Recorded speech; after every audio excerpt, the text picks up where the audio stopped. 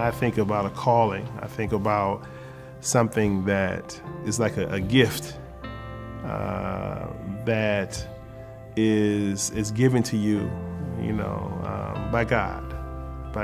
And perhaps you don't always know it.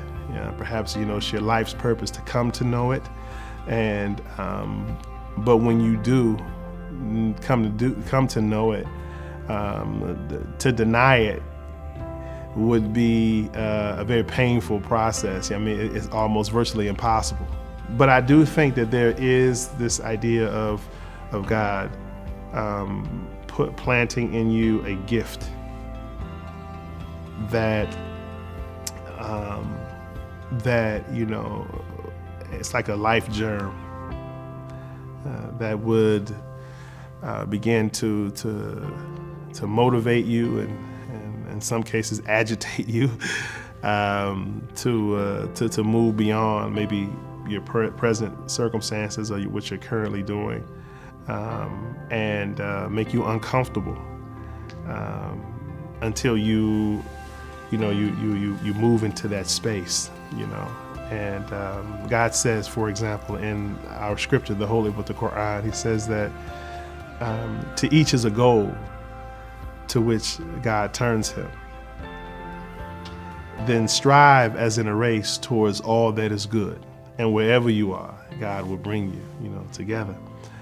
So this idea is said to each, it's very specific, it's very particular, very individualized, that God has given a gift to each and every one of us. I wanted to be someone that was making a difference, someone who was important. I want to be like my dad. My dad was also the leader of a congregation when we were kids. And really, that is really what brought us here to Minneapolis. In fact, he was appointed to lead the local Muslim community. So I can remember some times where I would actually be, standing next to him while he's speaking. I'm kind of standing with him or sitting very close to him, and perhaps subliminally, subconsciously, that it some things were maybe sinking in with me. And there were a couple times where, in fact, I probably thought this was maybe some sort of a dream, but he said no, this actually happened, where he asked me to say some words to the people that had gathered to hear him. And I can vaguely remember doing that. It's so vague. I thought it was, like I said, a dream perhaps, but come to find out, no, he said, no, I used to bring you with me and let you say a few words for a minute or two, before I spoke. And again, these kinds of things, as I go back and replay these scenarios in my mind, I'm certain they had an impact on me, and I trust that he saw something in me that he wanted to nurture and allowed me to do that.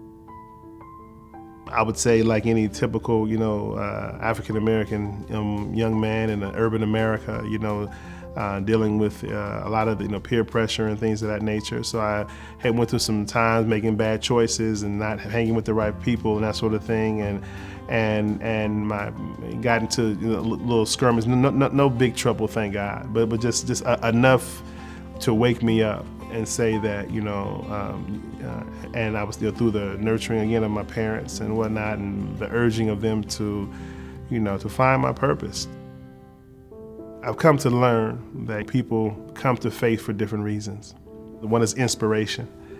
A higher power calls you to do something, be bigger than what you are, be more than who you are, etc. And we see that in the stories of Scripture, and with Noah and Moses and Muhammad and all this kind of thing, with all these wonderful figures, Abraham and all them.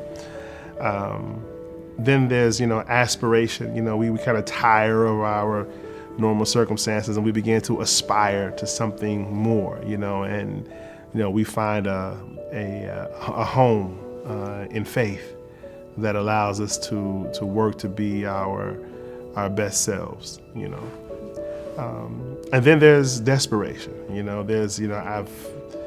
I've bumped my head a lot of times, trying to do things on my own and go down pathways that weren't conducive for my success. And, I've came to a realization that, I need to, follow guidance. I need to give myself to a life that will elevate me, because on my own, left to my own vices, I'm in my own way, so to speak. And I think there was maybe a combination of that for me. So I think the combination of the skirmishes, the troubles that I got into, and then my aspirations to be better than what I am, really, I think, propelled me to look at faith and to re-examine my faith, and really to embrace it for myself.